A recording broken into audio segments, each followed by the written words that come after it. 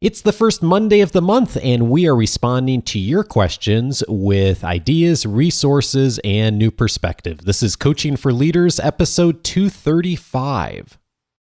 Produced by Innovate Learning, maximizing human potential.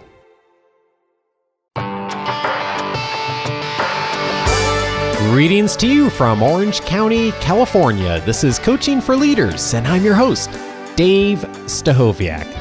Leaders aren't born, they're made. And this weekly show will give you access to the best thinkers, resources, and actions to develop your leadership skills. And on many of these shows, we welcome a guest or talk about a recent book or leadership model that has come out. And once a month, we like to turn the tables around and talk with our audience in detail. And joining me, as always, is my best friend in life and old shoe, Bonni Stachowiak.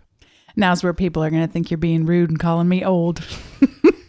Probably true. That's a nickname from a high school teacher of mine who said that love is like an old shoe. It's not like a high heel where it looks really good at first and after a while it gets really particularly uncomfortable, but it's just that old comfortable shoe. So he's not calling me old, even though I am 6 years older than him.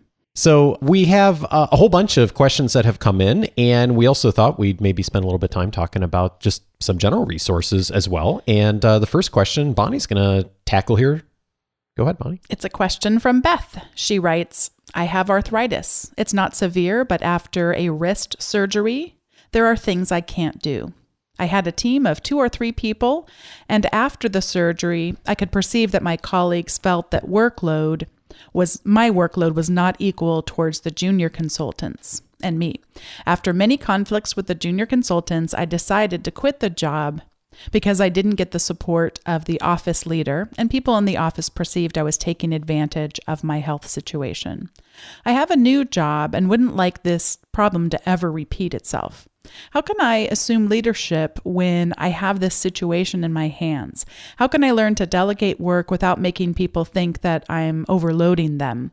How can I have a strong position when I have health issues that don't allow me to do some of the work?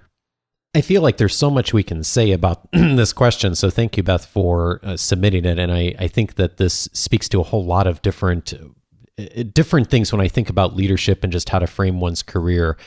First and foremost, I think we should mention, I don't know what country Beth's in, but here in the States, we do have laws and protections around reasonable accommodation for folks who have disabilities, or if there's something that prevents you from a disability standpoint or health standpoint from performing some aspect of the job that in most situations employers are required to make some kind of reasonable accommodation for that.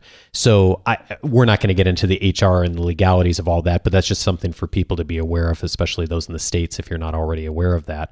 I'm really curious about approaching this question, Bonni, from more of when I think about career strategy and just expectation setting, I think there's certainly, when I think about this, I think there's definitely a case to be made for the importance of setting good expectations with an employer and with a team of people who you're working with, of what kinds of things that you're capable of doing, and also what are some of the just physical realities that you're not able to do because of a certain condition or a disease or whatever else that may be relevant.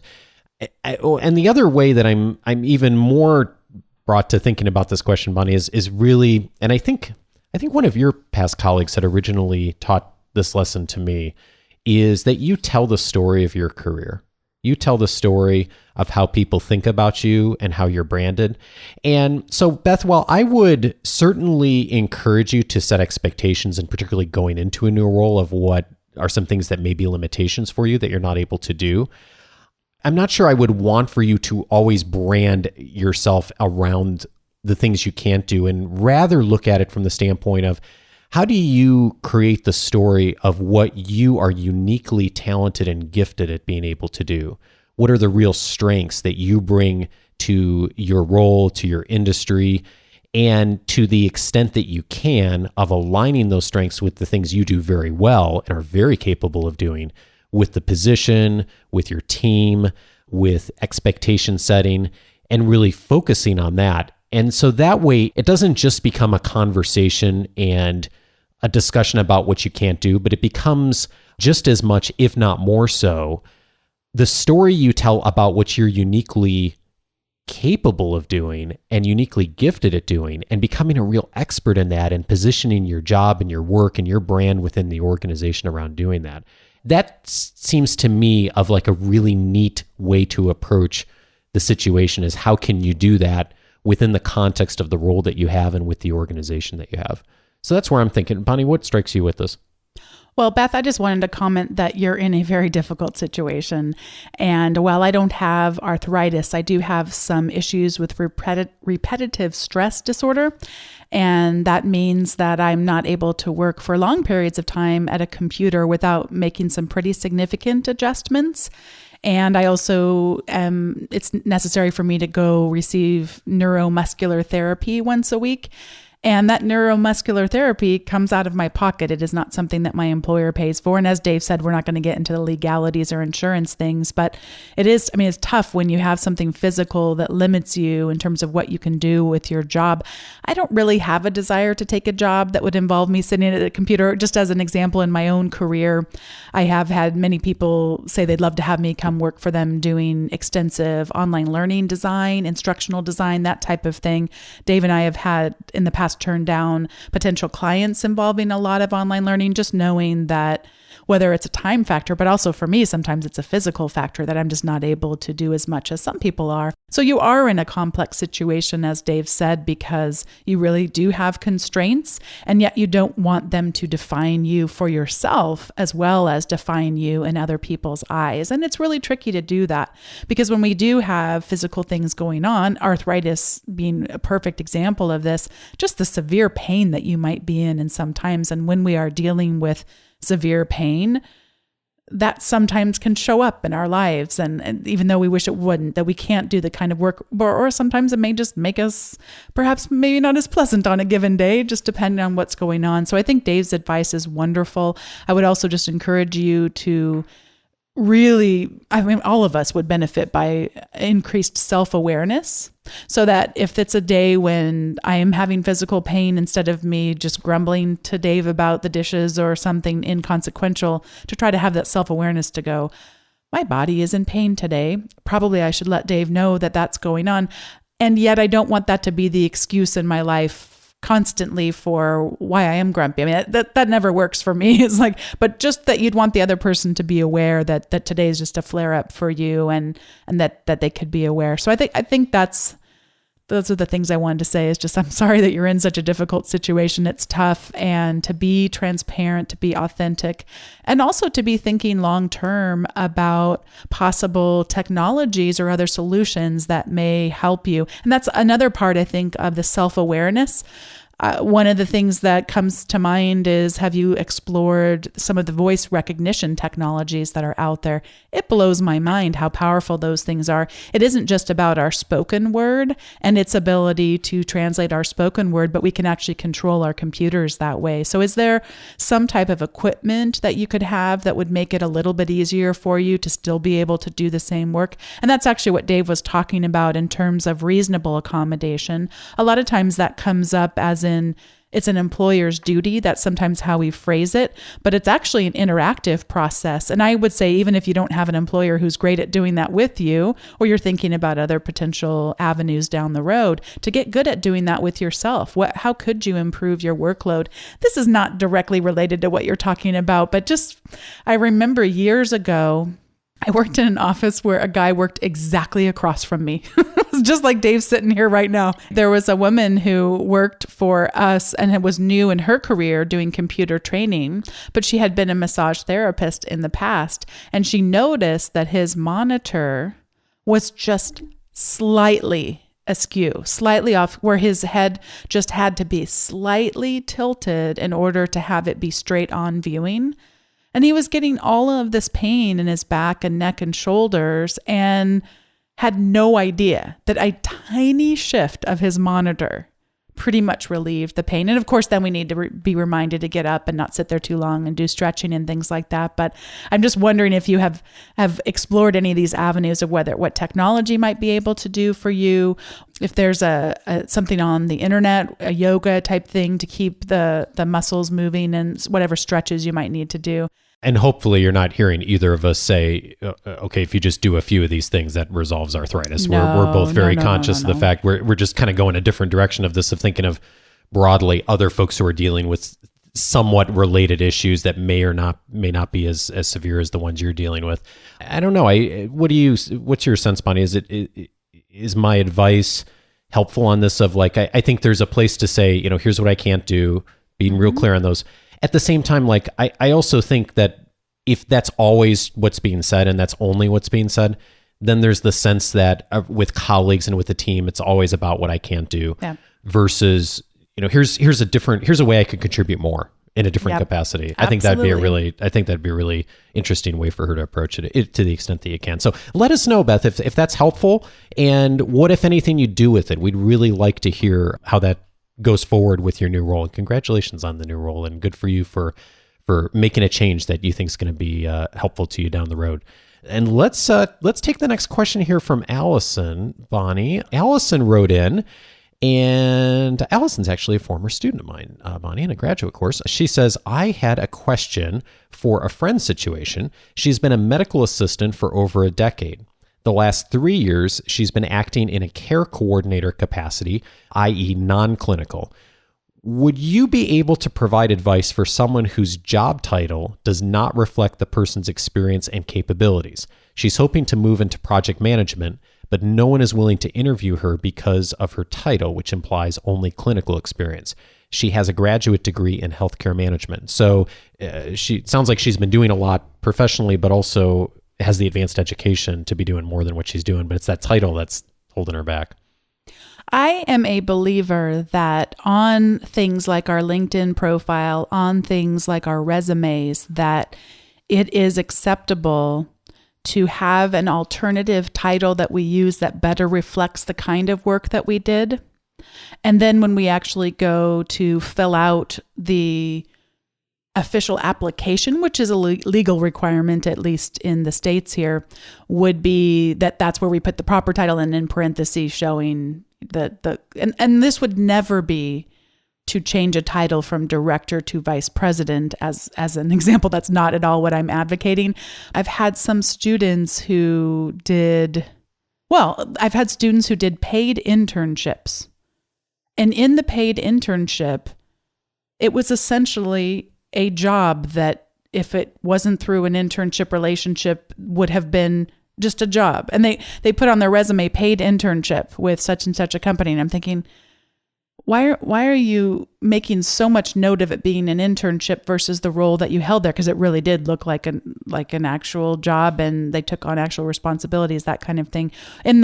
At least in the state of California, we have and there's some federal guidelines that are really strict around internships. So you have to legally, if you're not going to pay someone for internships, you have to legally adhere to something like 14 requirements or something like that. But if you're going to pay someone, it's an internship, but it also sometimes has a job title with it. This is a little bit of a tangent. Sorry about that. But that would be one thought that I have, is if you could even just change one word of the title and have it better reflect what she did, I don't think you're being dishonest, because then when you got further into the conversation, it's not like you're trying to say that you did a completely different job that you never did in a completely different company that you never did. You're just trying to have the descriptor work better for you.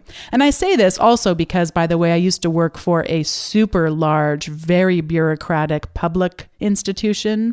And in that case, the titles meant nothing to the outside world. They meant absolutely nothing. They were reflective of a pay grade. They were not reflective of the work being done. So it's a classic thing where you say, if somebody wants to know that your title was MSO 2.5.7 in that particular organization, that would mean something in that particular organization, but it's not going to mean anything outside of it. So sometimes large bureaucratic institutions like that have working titles.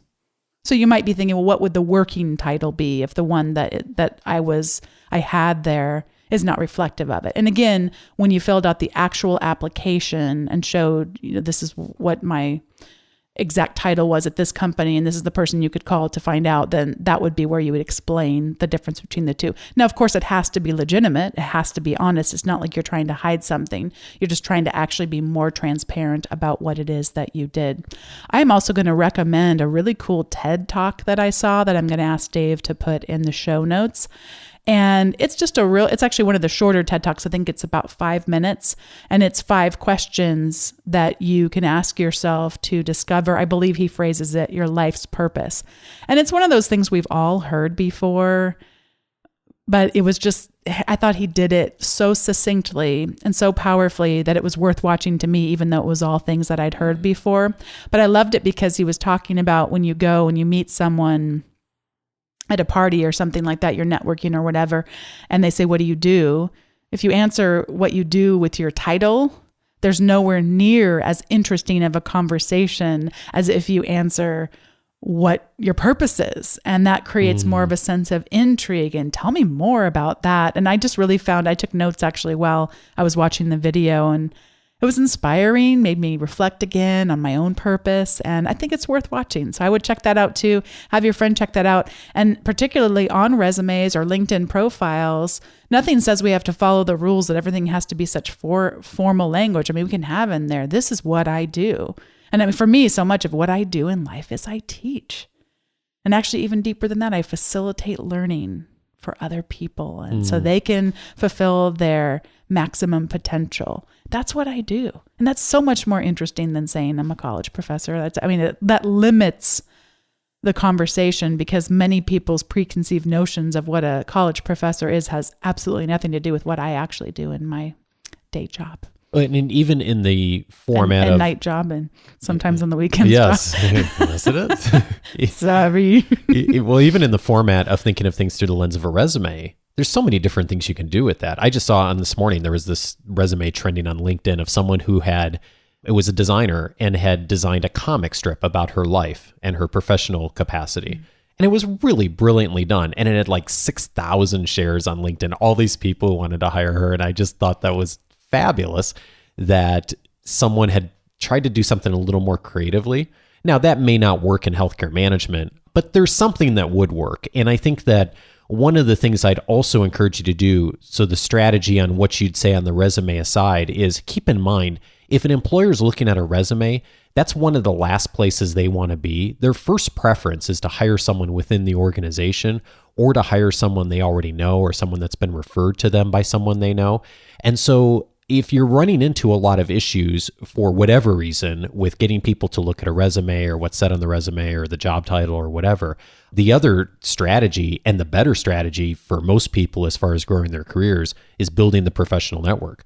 Because the resume is really designed just to generate the interview. After you get the interview, the resume becomes far less important in the conversation. Then it becomes much more about what you've done, your experience, how you present yourself, how you interact, the questions you ask, you interviewing them interviewing you. And so if the resume is not working and it's not possible or not doable to do some of the things Bonni was talking about, is to spend your time investing in how can you grow your professional network? How can you build stronger relationships within the industry? How do you connect with people who might be influencers in future career opportunities for you? I love the podcast that I did with John Corcoran earlier last year, episode 209, on how to get the greatest benefit out of professional organizations.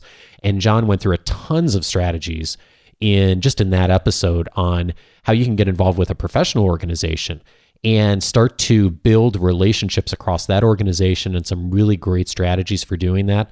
Then you become someone who's a known quantity who people can build relationships with, reach out to, and then what's on the resume or not becomes less important because people already have a relationship with you. And so if you're willing to look at it a little bit more from the long term, playing the long game, which I'm a big fan of anyway, then you can do a lot that really doesn't even, it's less important what the resume says or doesn't say.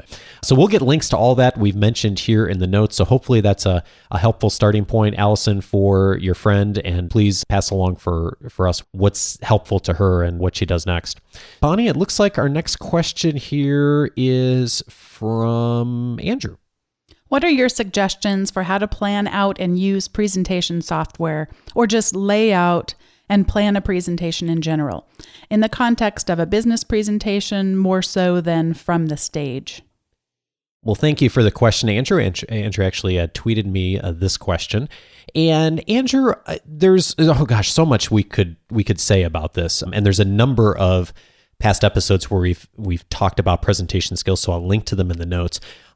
First of all, what not to do would not to be to open up a PowerPoint file and start building PowerPoint slides to start presentation planning. I think that's what many people do in putting together a presentation. And while PowerPoint or whatever other visual software you use may be very helpful in supporting your message, I think ultimately that's not the place to start. The place to start is, for me, who's the audience and what's the objective? So if the audience is your team or staff meeting, that's a very different audience than if you're presenting to an executive leadership team. That's a very different audience than if you're presenting to the customer. So thinking through in detail first, who is the audience? What do they want? What are their concerns? What are they likely thinking about? What are they excited about? What are they worried about? What are the goals they have for their team or their organization? And then what's your objective coming in there? Because ultimately, if you're giving a presentation, you're there for them more so than you are for you. Is what do you want them to be able to walk out of the room doing differently? And those of you who've listened to the show for a while know that's one of my favorite questions to ask an audience or potential audience is what, when doing a workshop or something like that, is what do you want people walking out of the room doing differently? And so I certainly refer you back to episode 38, which was a while ago. And the title of that episode was, You Don't Have to Be a Professional Speaker to Build a Good Presentation. And there's a couple of key elements that I think that if you bring into your thinking on presentations, that'll really help you. And I often like to put a mind map on paper or digitally. So I'll put what's the objective of this presentation right in the center, and then I'll do some thinking around who's the audience, what are some of the things they're likely thinking about, wondering about. And then I think from a structural standpoint, there's a couple of key elements that you want to bring into your presentation. Certainly having a clear opening and getting the audience involved in some way is key. From a content standpoint, evidence is so important. So it's not enough for you, Andrew, to say, okay, I think we should do this, or here's what I think the numbers are, or here's my opinion on this. You may include that, but it should be backed up by who else other than you says that we should take this next step on this project, or who else other than you says that this is a good idea. So citing evidence and providing support for the conclusions you're bringing is key. And I love using storytelling and examples as a way to bring that out. I think that really helps connect with an audience, and it appeals to the human emotions that we all have as far as how we connect with a story and the message that a story can tell. We've had a couple of recent episodes on storytelling, so I'll put that in the episode or in the show notes here as well. And then finally, call to action. What do you want people to do? So in a business context presentation, usually there is something that's a call to action. Either it is a next step, or here's a recommendation, or here's the better way we should be doing this process or procedure. So, or it's to make the sale if it's to a customer and it's a sales situation. So what do you want people doing? And then of course, some sort of strong closing around that. So I think those are some key elements. Bonni, you do a lot of thinking through this even on a daily basis, because you're presenting constantly as a professor to all kinds of different audiences, students mostly, but a lot of other audiences too. What are some of the things you think about on the front end as far as putting together a message? One of the things I think is really fun to take advantage of is the fact that human beings, we tend to like to think of ourselves as objective people. We are not actually really too terribly objective. And if you go in and do any study around psychology or consumer behavior or that kind of stuff, we actually quickly discover that we're not. And the closest way we can stop ourselves from that temptation is to realize that we are so susceptible to it. So I like to do where I build something around data And of course, infographics are a wonderful way to do that. If people listening have not heard of what an infographic is, you've probably seen them on the internet and just not realized that that's what you were looking at.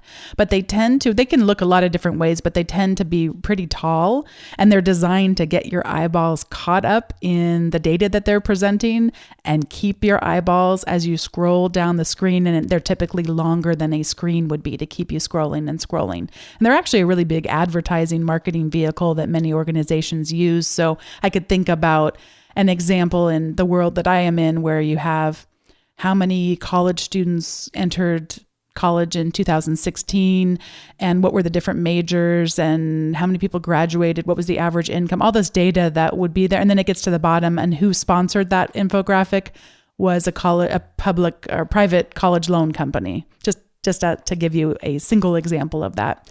So you could take advantage of the fact that if you were to hand a printed infographic out to people in a meeting, you would instantly have it appear as if this person has done their homework. They're going to present to us objective data. They've done the research, they've looked at different stakeholders, and there are so many great tools out there to create infographics. One of the favorite ones of mine is called Pictograph. And Pictograph has so many different templates out there. You just find a template that you like and then plug in your data. It's relatively easy to use. I teach a couple of times a year in a doctoral program, a class on technology and leadership for educators. And as sad as I am to say this, most of them, at least half of them in a class, will be pretty technologically adverse. They're not too happy about having to take this horrible class. And they even can use the tool right out of the gate. And that actually even captures their imagination. So while they do, all of us, when we're learning something new, might cause some friction learning it, but they're so intrigued by the possibilities, they power through and they're able to come up with some pretty spectacular results. Pictograph is what that's called? Is that a service, or how does that? It's a web-based service that creates infographics, among other things. They also own PictoChart, a few different similar services. I think they may all point to the same thing. But when I was teaching the last class, what we discovered together was not only can you build an infographic on their service, but you're also building essentially a slideshow. So if you think about an infographic, I mentioned that they're longer than they are wide. So the first piece that you're looking at might be problems that we've encountered, potential solutions we've looked at, different data we've collected, the options we're considering, pros and cons, that kind of thing as you're coming down the thing, that it actually creates a different slide for each section of data on your infographic.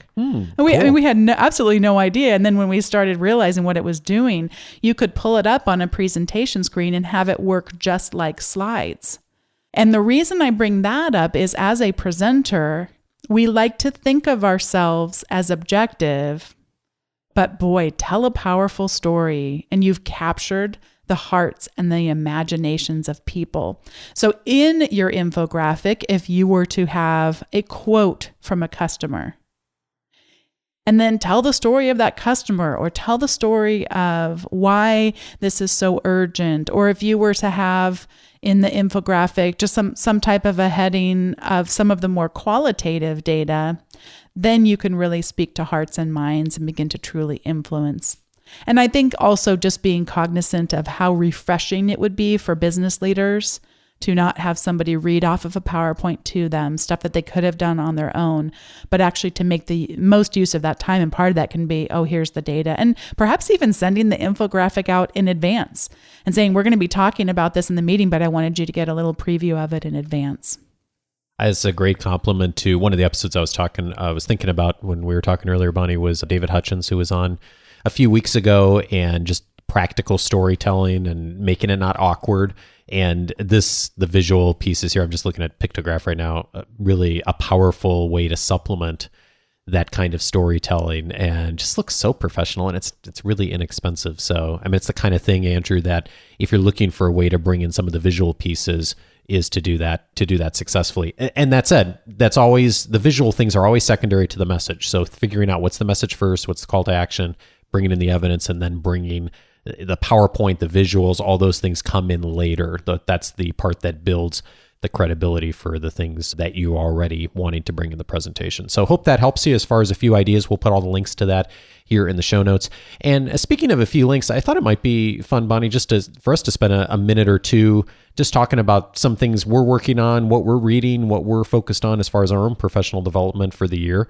And I thought it might be fun to mention some of the things we've read recently, just for folks who are looking for other things, maybe related to what we talked about or not. What's on your bookshelf right now, or your professional development, or things you're doing as far as moving forward?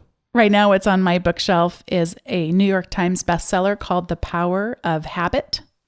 I am not all the way through it, but I can already tell you it's going to be on my top recommendation. So it's just had a great promise in the beginning and has delivered for at least halfway through. And I've just been captivated. It reminds me a little bit of the style of writing of Atul Gawande in his book, The Checklist Manifesto, where somebody coming in might be thinking, how could a checklist be interesting? And then as soon as you start reading the first sentence, you realize, oh my gosh, because they can be made interesting by a great writer and a great researcher and an expert in their field.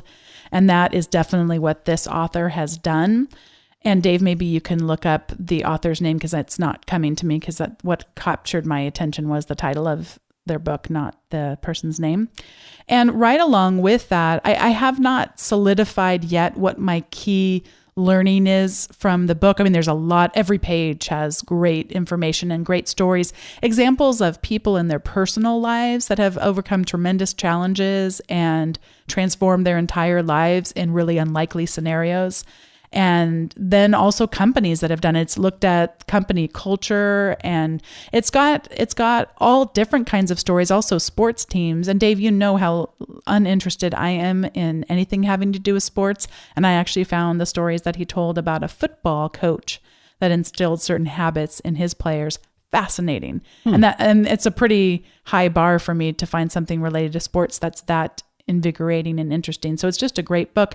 And related to that, I have been using an app lately that's solved a unique challenge. If you've been listening to the show for any length of time, you probably have a pretty good handle that Dave and I are pretty geeky, and we've got our iPhones and we've got OmniFocus. We've got all these task management tools and calendars. We have the calendar for the children, the calendar for each of us, and then we've got full day. I mean, all color coded. Oh, yeah. Yes, I have to be. But one of the things that would happen is I might have something pop up on my calendar or even on my OmniFocus task list that said, this needs to happen right now. Something as simple as water the plants, or as complex as call so-and-so regarding the final negotiations.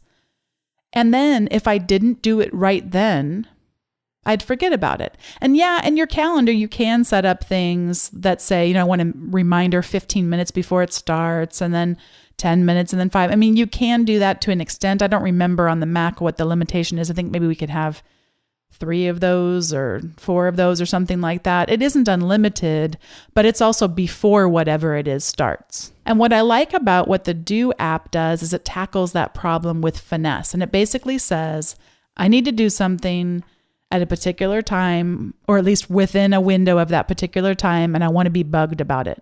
They've gone to such great lengths on their user interface to make it super simple to enter whatever that thing is that you'd like to be reminded about, whatever time you'd like to be reminded about it. Super simple to set it up. And then how often would you like to be reminded? And it's funny because I've been using the example, as I've shared with people about this product, of taking the trash out. And it's kind of really bad because I think since we moved here 3 years ago, I've perhaps taken the trash out twice, maybe 3 times. So it's probably... Sounds about right. Probably not the best example. I was on antibiotics recently, though. And of course, with antibiotics, I need to take them, and you have to take them with food. And then so I wanted to be bugged. And in that case, I wanted to be bugged every 5 minutes. But if it was you taking out the trash, you might only want to be bugged. How often would you want to be bugged if it was taking the trash out? I don't know, once an hour on a Thursday night, maybe? Yeah. Something like that. So you set up, here's what it is. Here's how often I want to be reminded. And then there's other things you could do. Like if it was a repeating one for the antibiotics, I said I think it was for every 3 days, once in the morning, once at night. And just how simple it is to set up. And then I've got it on my watch. I've got it on my phone. I've got it on my Mac. I mean, you pretty much can't miss me. And it's just really, it works super, super well. I'm going to check that out because there's definitely things that if I don't do right away. I want to be continually reminded of, as opposed to just hitting snooze or whatever and never coming back. One of the things I love about it too is if you read the book, Getting Things Done, David Allen talks about that our brains weren't designed as a hard drive, for just storing things. And then if we can free our mind up and have a system that we trust, we can tap into our creative potential. And I really like that idea. I find myself to be such a less stressed person, to be able to really get the most out of every day when I have that trusted system to use. So I really enjoy setting things like that up and just make my life a little easier. I think the quote from David Allen is, your mind is for creating ideas, not for storing them. So that was the quote I would have quoted if I had actually remembered it. Yeah, but yes, it's and I think you mentioned that when he was on the show. But it's a really powerful concept. I think about that a lot too, of like, what things can I offload to a hard drive or a computer processor that I don't necessarily need to keep in my brain. By the way, the author was Charles Duhigg, who you were speaking about earlier for The Power of Habit. Okay, it just looks like such a powerful read. And I think I mentioned that in a recent coaching guide too. And as far as just increasing my own business acumen, there's 2 books that I've read in the last 6 months that have been really helpful to me in furthering my understanding of just some of the things that are going on business-wise from a marketing, business growth standpoint. And actually, both of these books, in some ways, have influenced some of the things that I've done with Coaching for Leaders, the platform, in the last 6 months to a year. One of the books is called The Automatic Customer by John Warlow. And the best way I could describe this book is it really looks at the new subscription economy that we've all become a little bit more accustomed to, but how businesses are really approaching that from a strategy standpoint. And one of the best examples, the most popular examples I can cite that many people will be familiar with is things like Amazon Prime, that many of us, including us, have subscribed to Amazon Prime. You pay an annual fee, and then a whole bunch of things come along with that as far as benefits. And a lot of businesses are starting to move, if not exclusively, offering the option for subscription models as far as their services and products. And this is becoming a very popular way, not only for businesses, but also for consumers to approach things. And I do hear criticisms from people who say, well, I don't like, being charged regularly for things. I just want to pay for something once. And even if you're that kind of a person, and I can certainly relate to that too, it's important to know that the world is definitely changing on this as far as how a lot of people are approaching business strategy. And this book is a really helpful read on that. It frames all the different ways that businesses are doing this. And if for nothing else, it's really helpful if you're a person who's in business to know what's going on and how businesses are approaching that. And then another book that I really like as well is related is a book called Utility by Jay Baer, Baer is how to spell his last name. And it's Utility, Youtility. And I would call this a marketing book, but I think it's broader than just a marketing book in the sense that it's a book that teaches you from a marketing strategy of rather advertising, of how to really give your customers and potential customers value and to really help people and to provide a resource that's in many cases free and valuable for people as a way for them to engage with you and then potentially to do business with your organization or to build a stronger relationship with your organization. And he articulates, I think, beautifully the strategy for how businesses can do that, how they can grow a following with that, and just walks through some great examples and some strategies for that. And I know both of these books have been on the radar screens of some of our mastermind members on how they can take their businesses to the next level in thinking about how to add in a subscription component to their business, or of how they may just add in utility of how they're helping people in order to attract more business. And so those are 2 that are on my plate and thinking for this year and have been really helpful to me.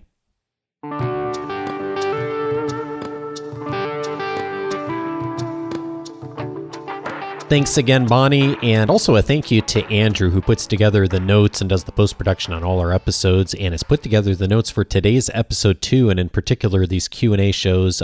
Very helpful to go and track down all those links of everything we've mentioned, because they'll all be up there. So go to coachingforleaders.com/235 in order to get access to that. And that's also the place to add on any additions or comments, or maybe even you're thinking differently than what Bonni or I had mentioned on some of these questions, or maybe even disagree with us. Please join the conversation. Again, coachingforleaders.com/235 is the best way to do that. Or if you get the weekly leadership guide, just wait for it in your inbox on Wednesday. And that always has a link to the show notes each week with the quotes and resources we mention in every show.